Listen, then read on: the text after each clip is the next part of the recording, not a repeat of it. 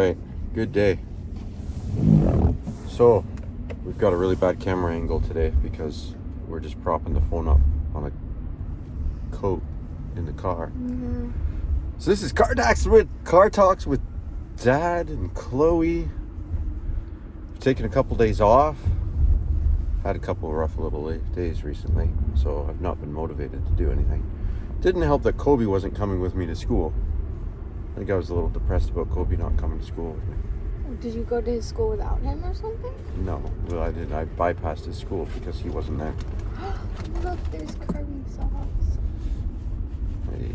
So, how does it feel, Chloe? You got 2 weeks off school now. I know, I'm very Christmas excited. vacation. I'm excited. Like, I'm gonna have so much time to write and to read. And, I mean, I guess I'll go out, but like... Do you have what books do you have in the queue? I have a few psychology books, which I think is cool. I have a book about, like, the art of persuasion. The Art of Persuasion, that's Yes. a good one. I find Awesome. I find manipulation to be extremely interesting, like in use and like.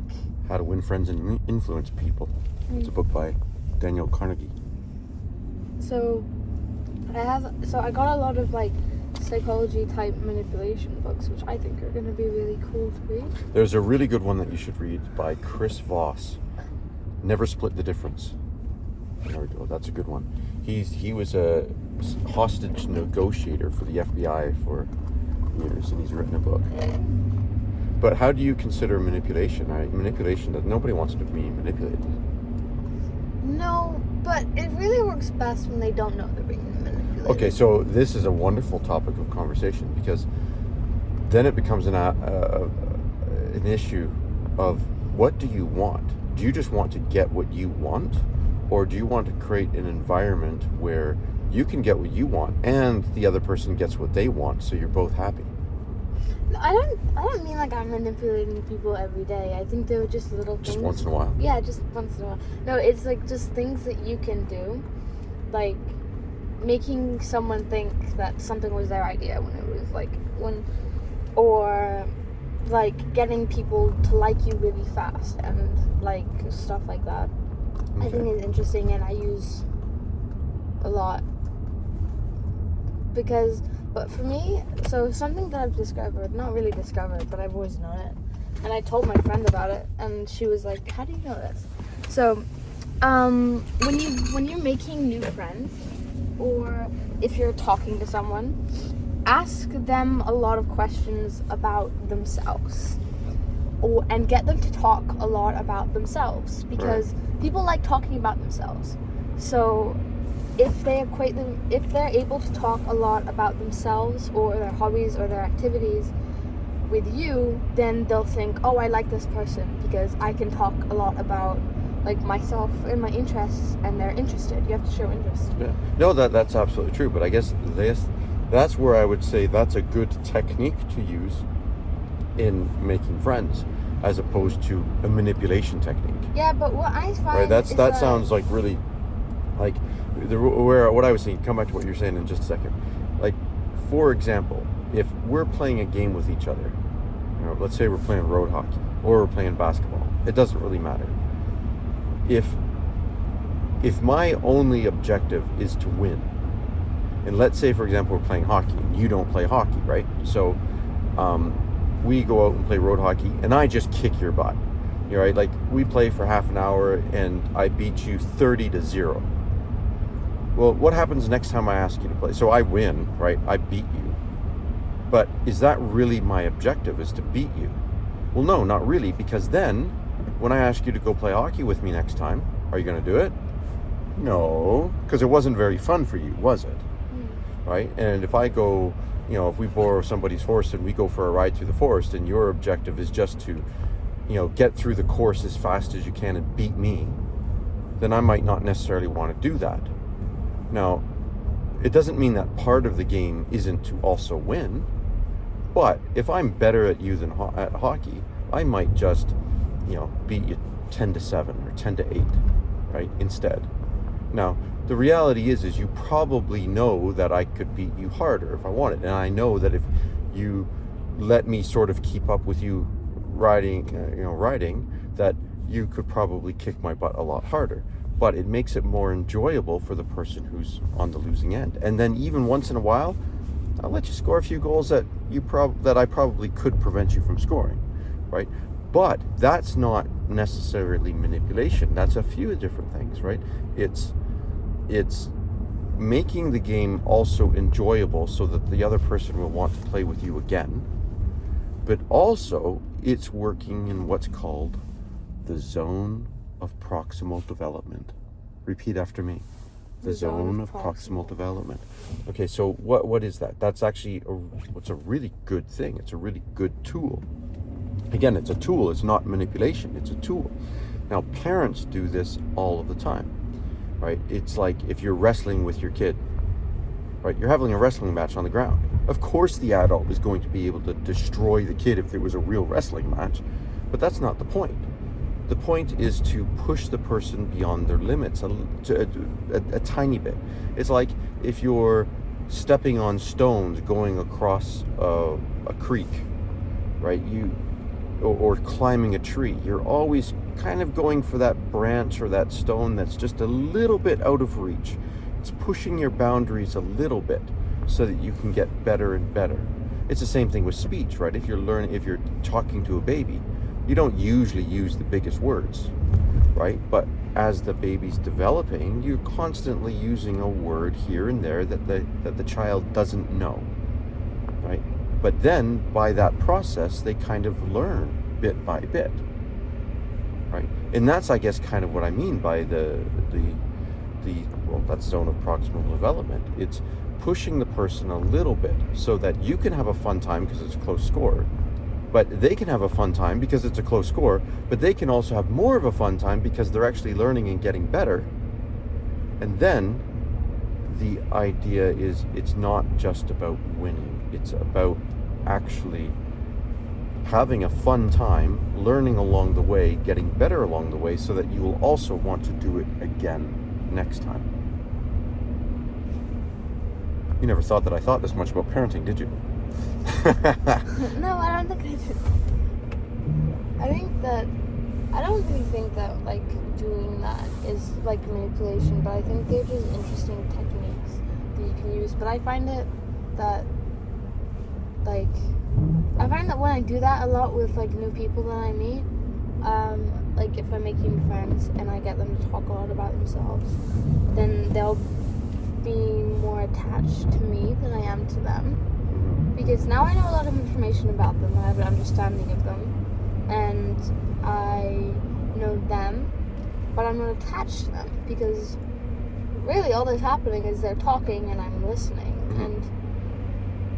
And that's just where I'd replace the word manipulation with, say, technique or communication strategy and things like that. There are lots of like things you can get people to do to like subconsciously think that they like you without like them being conscious of it, like doing things for people, being like, hey, do you need a pen? Or asking people for favors, like small favors, like can you pick that up for me, like if I drop a pen or something, or like some small things like that, because people don't do favors for people that they don't like. So subconsciously, if you get them to do tiny things for you, they'll think like, oh, I like this person, so I'll do something for them. So are you doing it so that you can get people to do things for you, or are you doing it so that you can actually make friends? I don't do that to make friends. I do that sometimes on like new people, just to like to see like how far I can get them to be interested in me before I'm like, what I do now. So you are reinforcing the phrase that I use for you and your sister a lot, which is child mafia. Yes. I just think it's really interesting, but I think it causes a lot of problems with like relationship wise, because then they really like me and I'm just like don't really like, I'm not attached to them whatsoever. Would you rather have a lot of quasi friends, people who like you, but you don't necessarily have a great relationship with, or would you rather just have a few friends that you have a very good relationship with? I think I would want somewhere in like either or quality over quantity. But I found that I have a lot of really close friends that I could call my best friends, like a lot of them. And I think the word, like, a lot of people call me their best friend, and I just, like, and it kind of confuses me because I feel like I'm putting in, like, a decent amount of effort into our friendship, and when I'm there with them, I'm always, like, all there. That's important.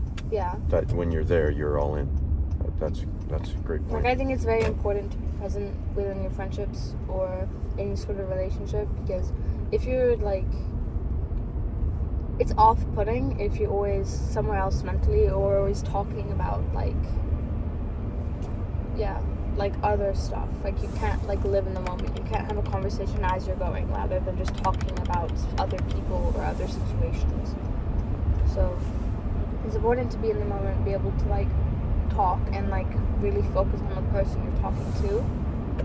So I think a lot of people don't have friends who do that as much, so it's easier for them to find me easier to talk to. The Power of Now. That's another book by Eckhart Tolle or something like that. Yeah. You might like that one. Now I know, like, this whole new genre of books to get for you. Yeah. I can't buy, like, kid books for you anymore. Mm-hmm. Yeah. But the problem with having quantity, you can always go to different friends, but it won't be as easy to go to them for problems or for support. Right, because you need people who you want to help them and they want to help you, because you genuinely want to help them because you have a good relationship. Yeah. But I feel like with quality, it's if you lose a friend, then you are being, like, then a lot of your social, like, then a lot of, like, your social stuff is gone. Like, you lose one friend and then, like, an entire aspect of your thing is gone. Like, I think it's important to have, like, multiple, like, a lot of, not like you don't have to have a lot of friends, but I think it's important that you can have, like, different friend groups. Like, I have 2 friend groups. But you can also just get along with a lot of people and genuinely get along with people and like them and them like you without having to be close all friends. The time, yeah. But I find that, like, there aren't a lot of my friends, most of my friends are my close friends. I don't have a lot of friends who are just, like, just chill, but most of my friends, like, I really love. But I haven't seen your friends for a long time. They haven't come over to the house? yeah. Where are they at? Out and about, you know, test Out and about? season. Well, not really. Don't have a lot of time to. What about Just over go to Christmas? Are you houses. planning any Sleepovers? yeah, whatever, get-togethers? Probably. But Helen's gone. And holidays means Connie's taking care of her siblings. It means what? Connie's taking care of her siblings. Oh, really? Well, you know, she's not at school and the others aren't either. But, like, my dad still works, so she's just gonna take care of him. What about her parents? Dad works and just her mom's her mom. Are y'all finished Christmas shopping? No, You don't have to shop, eh? You can also just make things, make some coupons, do things, say, listen, let's do this together, or buy tickets and then we're gonna go to, like, a play or a music performance or something, and you can, like, it doesn't have to be a thing. I think we're too stuck in that society that you have to buy a thing for somebody for a present, and I don't necessarily agree with presents, that. like, Things can be good if they are meaningful, if you can make it meaningful. I think that for me, I've had, like, people that, like, I'm getting gifts for my present from. Say that Gifts, I've had things where, like, I'm getting gifts for my friends and they're like, oh, what do you want? And, like, I don't know, because, like, you know when you're put on the spot, someone's like, what do you want? Blank. Like, everything goes away. But for me, it doesn't really matter what you get me, as long as if it's, like, from the right person. It should not just from the right person, but it's really more, what can I do for that person? What can I do for you? Yeah, but, like, what can I get for you? Not asking them. You know, you should be asking it yourself. What can I get for that person? That would be interesting and would be meaningful in some way or another.